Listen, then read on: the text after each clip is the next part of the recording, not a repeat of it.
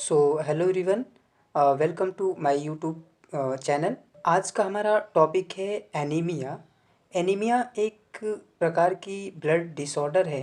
हमें पता है कि हमारी बॉडी में ब्लड नॉर्मली 5 लीटर होता है और हमारे बॉडी का 7 to 8% टोटल बॉडी वेट का होता है। और ब्लड जो हमारी बॉडी में एक इम्पॉर्टेंट फ्लूइड है, जो कि कहीं न कहीं हमारी बॉडी में एक इम्पॉर्टेंट रोल प्ले करता है न्यूट्रिएंट्स, हार्मोन्स और भी मिनरल्स और को ट्रांसपोर्ट करने का एक जगह से दूसरी जगह, और बेसिकली ऑक्सीजन का ट्रांसपोर्टेशन करता है। तो ब्लड हमारी बॉडी में एक इम्पॉर्टेंट पार्ट, एक रोल प्ले करता है।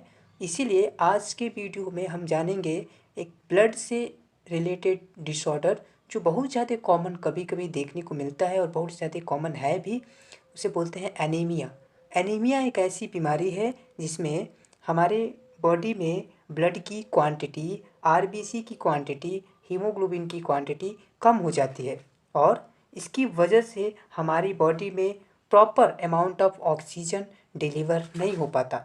एनीमिया का जो मेन कारण होता है वो हमारी बॉडी में आरबीसी का डिस्ट्रक्शन होना, डिस्ट्रॉय हो जाना, या आरबीसी का फॉर्मेशन ही ना होना एक मेन कारण है। एनीमिया की बात करें तो हमारी बॉडी में नॉर्मल रेड ब्लड सेल्स की क्वांटिटी अच्छी होनी चाहिए, लेकिन अगर हमारे ब्लड में आरबीसी की क्वांटिटी कम हो जाती है तो उसे हम एनीमिया बोलते हैं।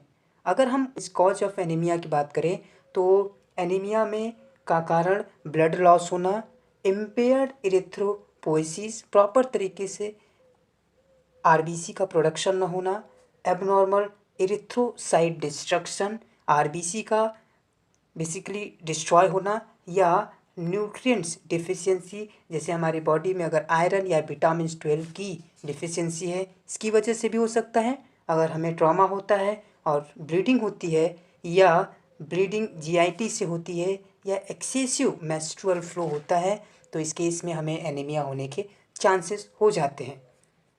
अब मॉर्फोलॉजिकल क्लासिफिकेशन की बात करें एनीमिया की, तो based on the morphology anaemia को 3 टाइप में डिवाइड किया गया है।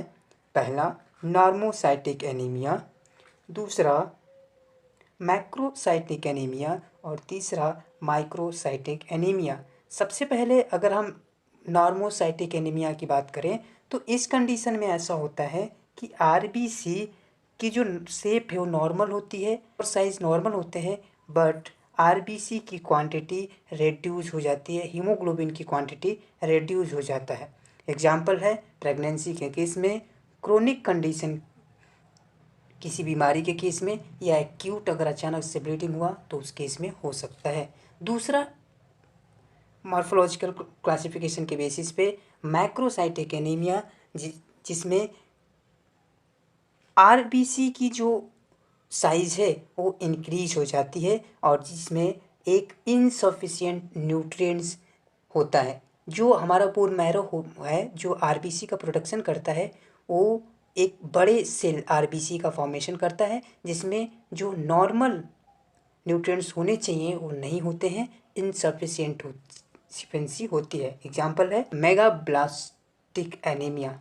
Now last is microcytic anaemia, जिसमें आरबीसी की जो साइज है वो डिक्रीज हो जाती है, रेड्यूस हो जाती है, हीमोग्लोबिन की क्वांटिटी रेड्यूस हो जाती है, जिसका एग्जांपल है iron deficiency. Now next is type of anaemia. अभी तक हमने मॉर्फोलॉजी के बेसिस पे, साइज के बेसिस पे बात किया, 3 प्रकार का, नॉर्मोसाइटिक, मैक्रोसाइटिक और माइक्रोसाइटिक। अब टाइप ऑफ एनीमिया की बात करें तो पहला टाइप है जिसको बोलते हैं haemorrhagic anaemia, excessive loss of red blood cell through bleeding.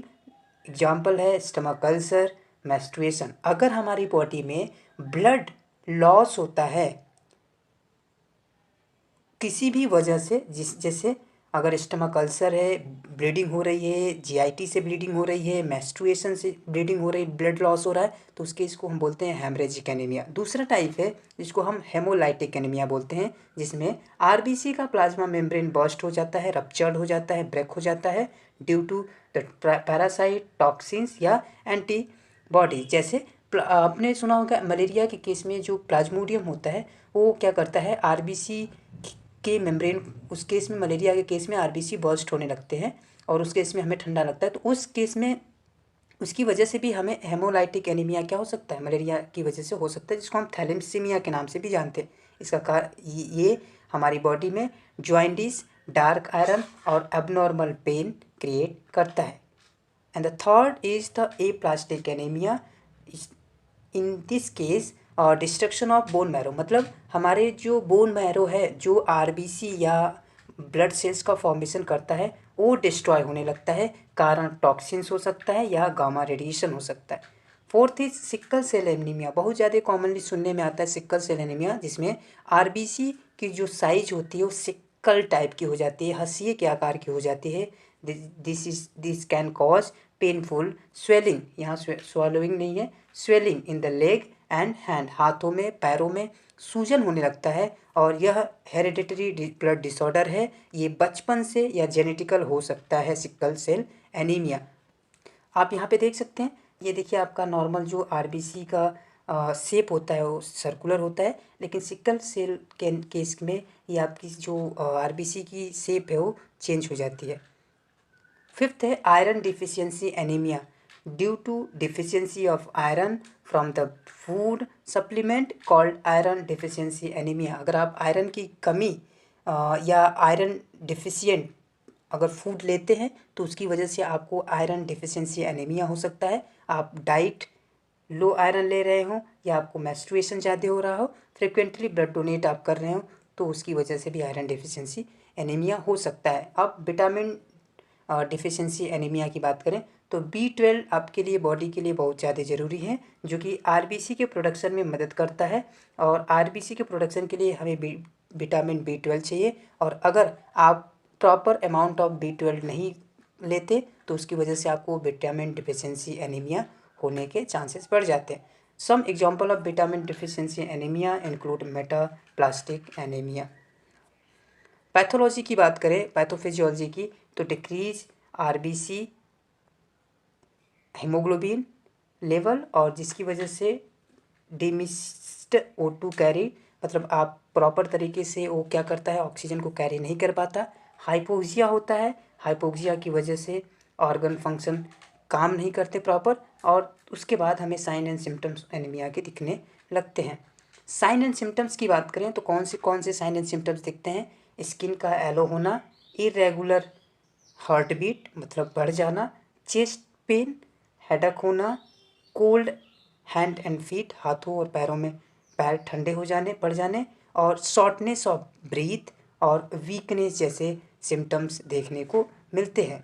और भी सिम्टम्स जो एनीमिया के हैं, जिसको हम बॉडी या सिस्टम के अकॉर्डिंग बात करें तो सेंट्रल नर्वस सिस्टम में फटीग, डिजीनेस और मेमोरी प्रॉब्लम, मस्कुलर में वीकनेस, रेस्पिरेटरी में शॉर्टनेस ऑफ ब्रीथ, इंटेस्टाइन में change stool colour, hair loss, eye yellow होना, हार्ट में चेस्ट पेन और irregular heart beat, skin pale skin हो जाना, और स्प्लीन में इन्लार्जमेंट देखने को मिलता है। डायग्नोसिस की बात करें तो सीबीसी पहला डायग्नोसिस है। बोन मैरो बायोप्सी कराना चाहिए कि कितनी नंबर ऑफ जो बोन मैरो है कि उसकी क्या इस समय कंडीशन है। पेरिफेरल ब्लड स्मीयर कराना चाहिए। Stool haemoglobin test through evaluation of patient, physical examination, LFT और आरएफटी लीवर और किडनी का टेस्ट भी कराना चाहिए। मैनेजमेंट की बात करें तो डाइट एक इम्पॉर्टेंट पार्ट है मैनेजमेंट का, जिसमें हम न्यूट्रिएंट डिफिशियंसी को कवर करते हैं। Responsible for the eating more than iron rich food can help to maintain your haemoglobin and anaemia. तो आपको आयरन रिच फूड में फ़िश लेना चाहिए, बीन्स लेने चाहिए, brown rice, leaf green vegetables आपको यूज करना चाहिए। ट्रीटमेंट फॉर एनीमिया की बात करें तो iron deficiency anaemia, vitamin deficiency anaemia, thalassaemia और इपोइटिन अल्फ़ा इंजेक्शन और transfusion of RBC. Iron deficiency anaemia के लिए कुछ दवाएं आती हैं जो आयरन के नाम आयरन सप्लीमेंट के नाम से आती हैं, विटामिन की गोलियां आती हैं, आप इस केस में इसको यूज कर सकते हैं। तो तो ये हमारा एनीमिया था। एनीमिया क्या होता है? ब्लड डिसऑर्डर है जिसमें ब्लड की आरबीसी की और हीमोग्लोबिन की डेफिशिएंसी हो जाती है, जिसका कारण हमने जाना, सिम्टम जाना और मैनेजमेंट और ट्रीटमेंट के बारे में जाना। Thank you so much.